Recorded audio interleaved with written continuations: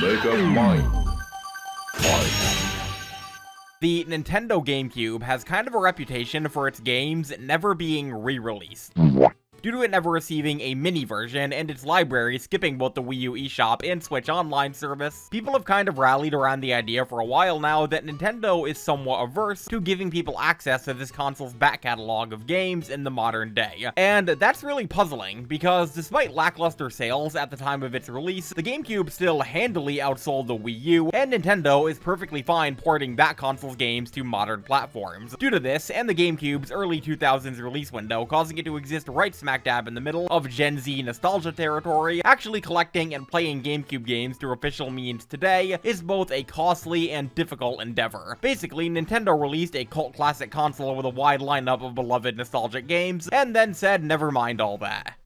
But have they really? Despite this sort of unsavory reputation, have Nintendo or other game developers truly avoided pushing GameCube games in the modern day as much as we like to talk about? Has this trend started to wane in more recent years? Is it still virtually impossible to play the GameCube's catalog through official means in 2020 whatever? That's what I wanted to find out. If you've kept a close eye on Nintendo's release lineup since the end of the 3DS era or so, you might have noticed a sort of shifting landscape in regards to GameCube games, and today I want to talk about that. In this video, we're going to take a look at every Nintendo-published GameCube game and take count of exactly how many have been ported, remade, or re-released since their initial life on the purple lunchbox. I want to note that we're focusing exclusively on Nintendo-published games and not the GameCube's entire release catalog, because a lot of third-party GameCube games are multi-console releases and licensed games, and I feel like people will be way more interested in hearing about the stuff that never left the GameCube at the time either. If you're jonesing for non-Nintendo GameCube games, may I recommend the Capcom 5. All that said, let's see how many GameCube games truly are stuck in the past. Is this console's legacy support truly as barren as people say? Only one way to find out.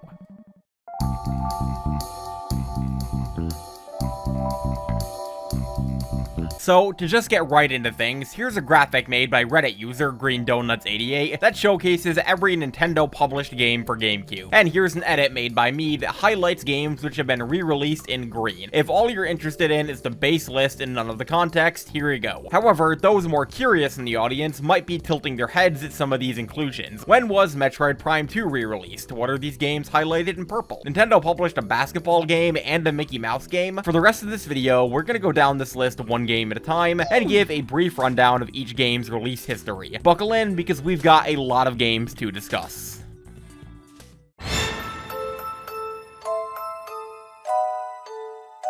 Let's start off with the very first GameCube game, Luigi's Mansion. Despite being the GameCube's launch title and the 5th best-selling game on the platform, and receiving 2 whole sequels, Luigi's Mansion has only been re-released once in very unceremonious form. It skipped the Wii, Wii U, and Switch, yet managed to receive a full ground-up remake on 3DS developed by Grezzo. This remake released in late 2018, or over a year after the Switch, which caused it to mostly fly under the radar, and this is on top of Luigi's Mansion as a game not being very well suited to the 3DS as a console. It's a distinctively twin-stick kind of game, so consolidating its controls to one stick and a nipple didn't do this remake any favors. As a result, the few documented sales numbers for Luigi's Mansion 3DS are less than charitable. Regardless, this was indisputably an opportunity for this game to be reintroduced to a new generation of players, and I'm willing to bet that some people did get their first taste of the series through this 3DS remake. Next up is a duology of well-beloved GameCube classics, Pikmin 1 and 2. These two hybrid RTS survival games are lauded by fans for their colorful characters and incredibly unique gameplay, and notably have actually each been re-released twice. After initially shipping in late 2001 and mid-2004 respectively, Pikmin 1 and 2 would later be reissued as a part of Nintendo's new Play Control line for the Wii. Featuring several gameplay improvements and the addition of pointer support, these two souped-up ports released in early 2009 in most regions, and are seen by some fans as the definitive ways to play Pikmin. Notably, however, the new Play Control version of Pikmin 2 would skip North America in its initial release window, finally coming to the region in 2012 as a part of the budget Nintendo Selects line. Better late than never. Way later, in June of 2023, these two games would be shadow dropped for Nintendo Switch as a part of Pikmin 4's run-up to release, later receiving a physical version in September of the same year. This version is a soft remaster featuring an FPS boost, full HD and widescreen support, and several fixed bugs, yet some players still prefer the Wii version's more precise pointer controls. Either way, the releases of Pikmin 1 and 2 on Switch mean that Pikmin is the only Nintendo series to have its entire main library available on the same console. We're missing Hey Pikmin, but you don't hear me crying about it. Moving out of the GameCube's release year and into 2002, we have the interesting case of Super Mario Sunshine. This game was one of the most infamous examples of a game being stuck on GameCube for years, until it was finally re-released for Mario's 35th anniversary in September of 2020. It was included in the Mario 3D All-Stars collection alongside 64 and Galaxy 1, and was extra noteworthy for being the only game in the pack that had never been reissued prior. This gave a ton of prospective first-time players a chance to experience this game for the first time, for better or for worse. But unfortunately, this didn't last long, as 3D All-Stars famously released during Nintendo's infamous FOMO experiment in the early 2020s. This was a period where Nintendo would deliberately remove games from sale a couple months after release, I guess to drum up panic sales, making digital copies impossible to obtain, and physical copies needlessly scarce. We could discuss the ethics of this practice all day, especially considering that Nintendo doesn't do it anymore, but for now, it makes Sunshine an interesting case of a game that was re-released and then cruelly ripped away. The Metroid Prime games on GameCube are a neat case, as despite only one of them receiving a full ground-up remaster on modern hardware, both of them have been reissued in the past, maybe, if you squint. Metroid Prime 1 received an amazing remaster in 2023 that was actually my first exposure to fully beating the game, and despite decent enough sales for the Metroid series and stellar critical reception, the people behind this remaster have made it more than clear that further efforts on Prime 2 or 3 are very unlikely. However, that doesn't mean that the series is stuck on GameCube, as both Metroid Prime games and Metroid Prime 3 were actually included in the Metroid Prime trilogy. This was a souped-up port of the series for Wii that added pointer support and other Wii flourishes, and is also worth noting for its incredibly limited print run, making physical copies run from anywhere to $50 loose to upwards of $90 complete in box. This collection was re-released on the Wii U eShop, but yeah. If you're looking to own the most up-to-date versions of Prime 2 and 3 though, the trilogy on Wii really is the best place to look. Here's hoping the series can defy expectations and land on Switch too.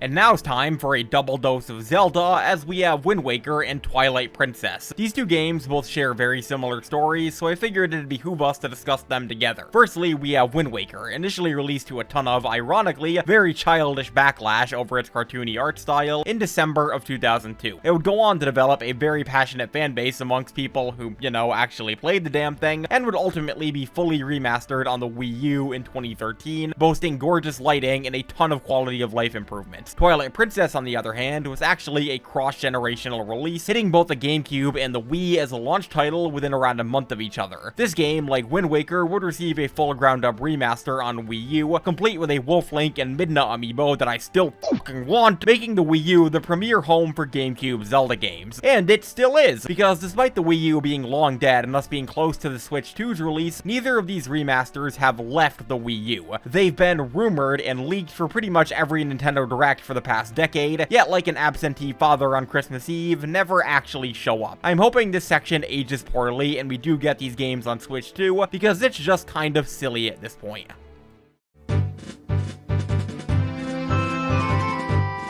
Alright, so we're about halfway through this little excursion, so I wanted to stop down and briefly discuss a different kind of GameCube re-release, that being games for GameCube that were remakes or remasters themselves. These are the games that were highlighted in purple on the intro graphic, by the way. We don't really think about games receiving stuff like this as early as the GameCube era, but it absolutely did happen. I know this is kinda out of the scope of this video's topic, but who really cares? Let's briefly touch on these GameCube era remakes. First up is a few Zelda games. Ocarina of Time, Majora's Mask, the original NES Zelda, and The Adventure of Link were all made available in the Legend of Zelda Collector's Edition bundle, released in very limited quantities through a series of increasingly obtuse distribution methods in different regions around the time of Wind Waker's release. This collection's version of Majora's Mask also sucks, don't play it. Ocarina of Time was also re-released on its own alongside its souped-up Master Quest version as a part of a pre-order bonus for Wind Waker. The Western GameCube version of Animal Crossing is in fact an updated version of the N64 Japanese exclusive original, with some new content that would go on to be double reissued in Japan later on. Perennial Nintendo life favorite Doshin the Giant, originally released for the ill-fated 64DD in 1999, received a Japan and Europe exclusive GameCube port in 2002. WarioWare Inc. Mega Party Games is an upgraded GameCube remake of WarioWare Mega Micro Games, initially released on the GBA just about a year prior. Nintendo Puzzle Collection, released exclusively in Japan in 2003, contains updated ports of Yoshi's Cookie, Panel Upon, and Dr. Mario 64. It was planned to receive a North American and PAL release, but mysteriously vanished. Lastly, The Legend of Zelda Four Swords Adventures is a widely expanded take on the original Four Swords release, which was included in the GBA port of A Link to the Past as a bonus. All of these games were given a second life on GameCube, even if a good number of them never left Japan or Europe, and I think that's pretty cool.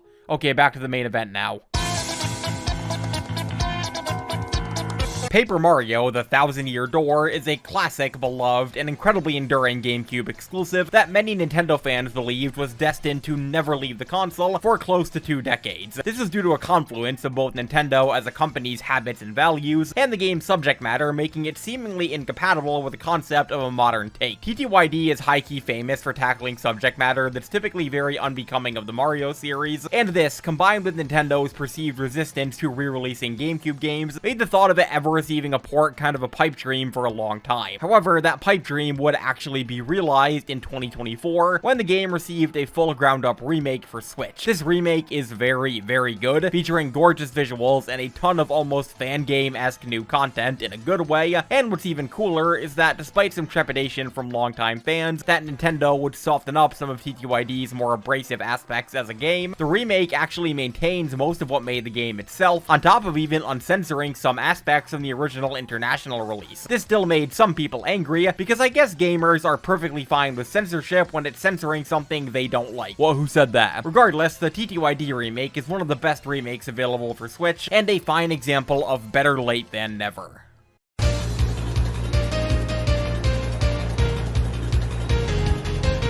And we've now reached the new play control part of the video. For those of you who weren't around for it, or even weren't born yet, god I'm old, around 2008 and 2009, Nintendo took it upon themselves to reissue several noteworthy GameCube games for the Wii with souped up motion controls. We already touched on some of these games earlier with the Pikmin and Metroid Prime games, however there were 3 others that received new play control glow-ups or glow-downs in one case. Donkey Kong Jungle Beat, a platformer originally released for the GameCube for use of the DK bongos, Mario Power Tennis, a well-liked Mario Tennis game that's Wii version is typically seen as inferior to the GameCube version, and Chibi-Robo, Nintendo's perennial punching bag that only got a Wii release in Japan. The new play control line gave each of these games a second chance to flourish on a console that was objectively much more successful than the GameCube. However, the additions of intrusive motion controls to Mario Power Tennis and Chibi-Robo's very limited Japanese-only release made these reissues less of a celebration than they probably should have been. Still, it's indisputable that a lot of people probably did experience these games for the first time through this line, and we can't take that away from them. Why didn't you release Chibi-Robo anywhere else?